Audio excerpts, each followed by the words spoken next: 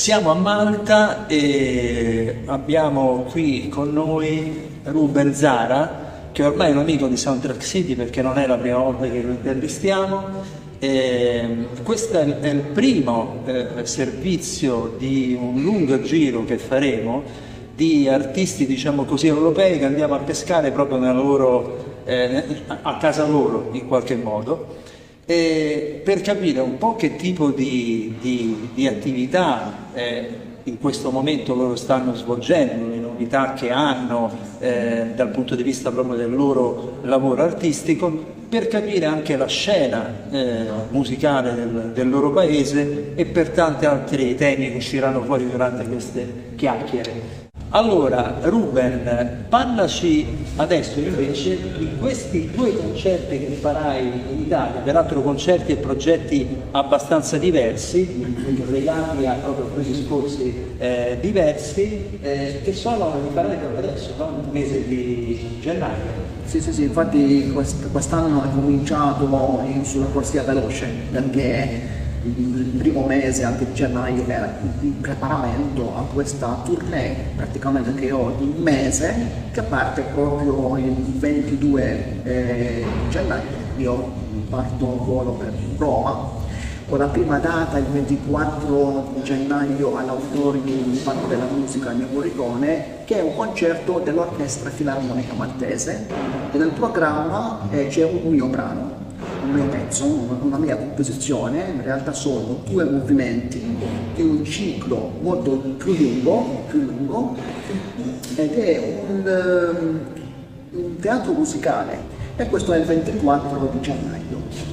Da Roma prendo il treno, vado a Torino, dove presento uno dei miei ultimi progetti di video art e musica, che si chiama Kafka's Insect, insetto di Kafka, e che è praticamente una mia versione della Metamorfosi di Franz Kafka, che quest'anno compie il centenario della morte di Franz Kafka.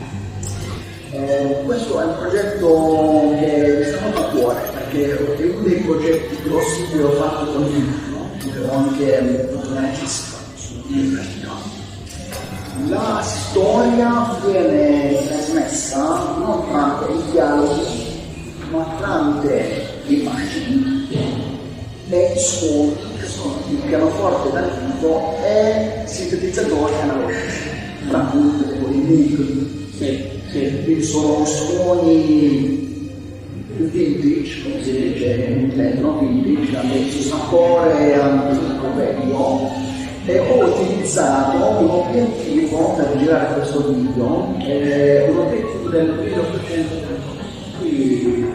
È un obiettivo che è molto soft,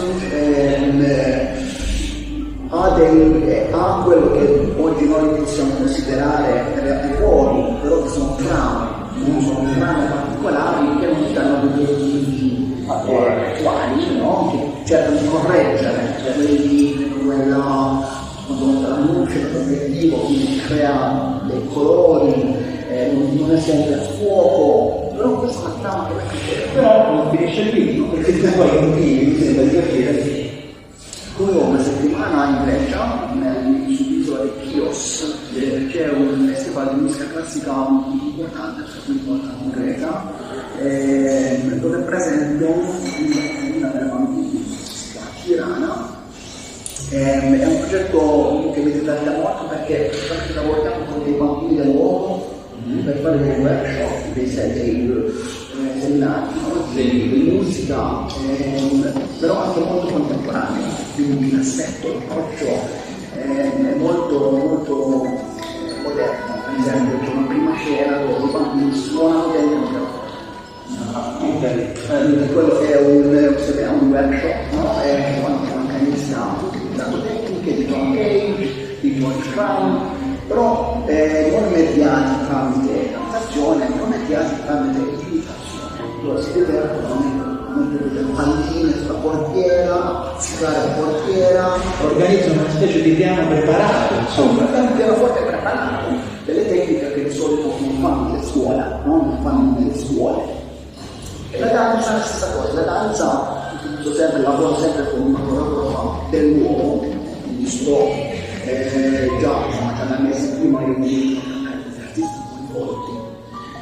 E lei prepara delle coreografie chiaramente sulla narrativa della storia.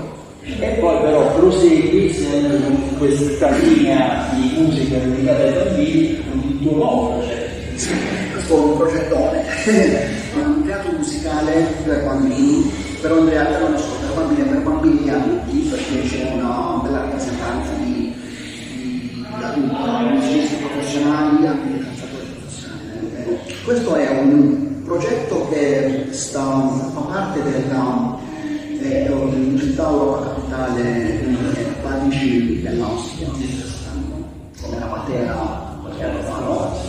Allora, Parigi, che è una città dell'Austria, vicino a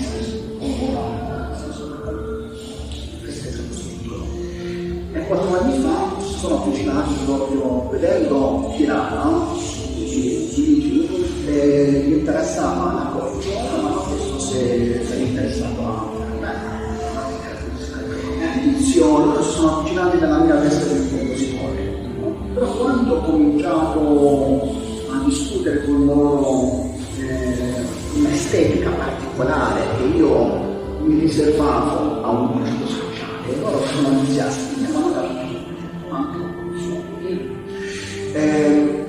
questo aspetto innovativo è che tutto viene fatto da parte estetica con arti di carta.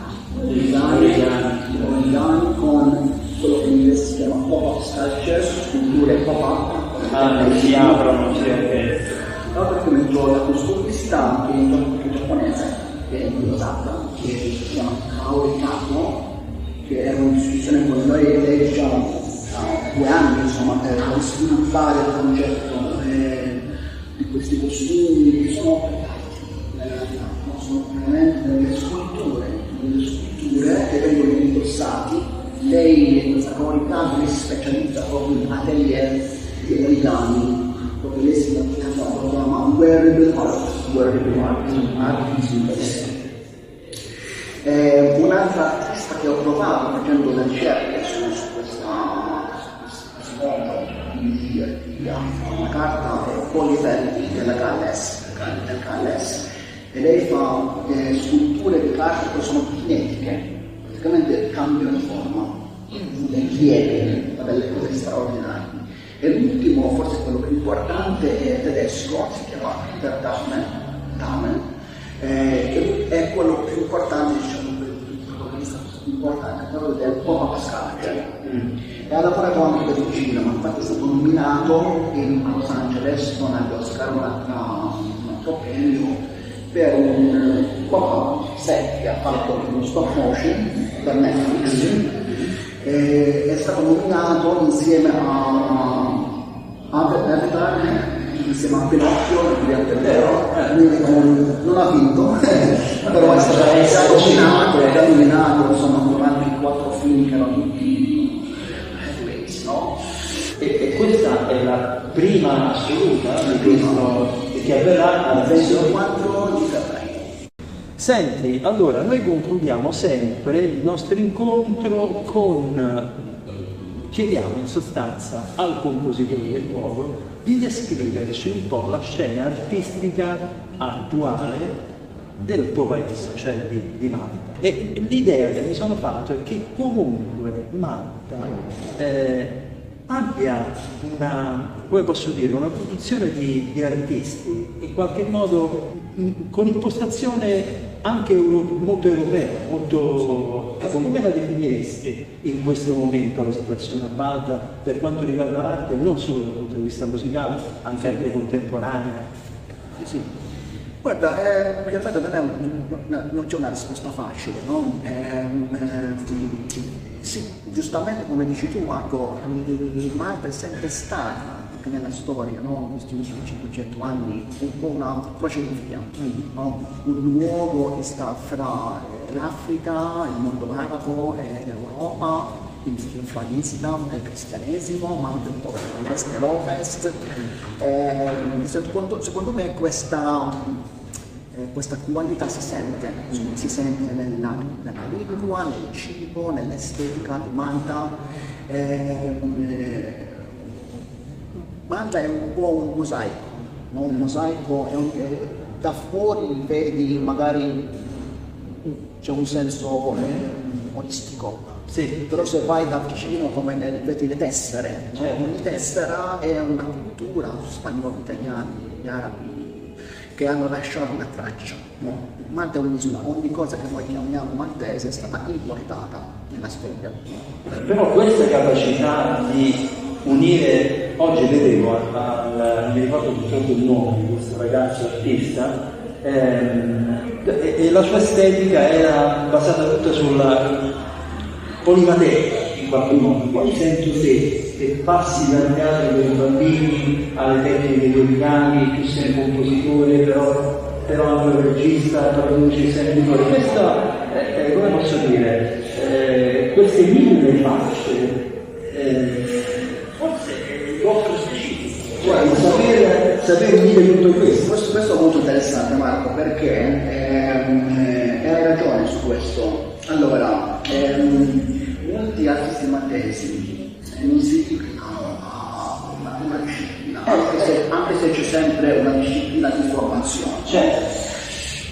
Ma non è come Londra, dove c'è proprio una specializzazione su ogni binario, no? Questo non solo nell'arte, questo è nell'arte, no?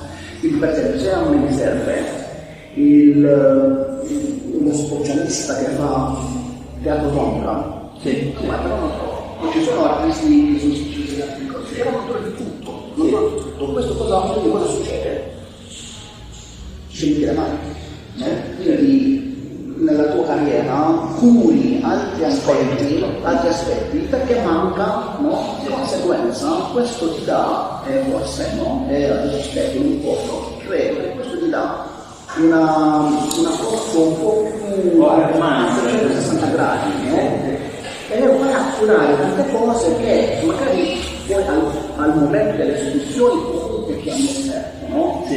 Per esempio io fatto il regista su dei progetti di video, poi magari al momento di girare però chiamo il no? Però fanno anche una sua lingua, no? Quindi so qual è l'obiettivo di usare, mi informo, faccio la ricerca. E secondo me questo è un dato, è una qualità, quasi non solo maltese, ma il titolo è un territorio che è un po' isolato. E quindi gli artisti, gli operatori sono un po' forzati ad avere questo approccio interdisciplinare. Mancano aspetti. Ciò che è un limite diventa una virtù. Poi diventare una chiave, no? Io Ruben ti auguro il meglio, soprattutto per i prossimi concerti che farai da noi. Ripetiamo le date: 24 a Roma al Parco della Musica Ennio Morricone e il 26 a Torino. Grazie e alla prossima. Ciao. Grazie Marco. Grazie.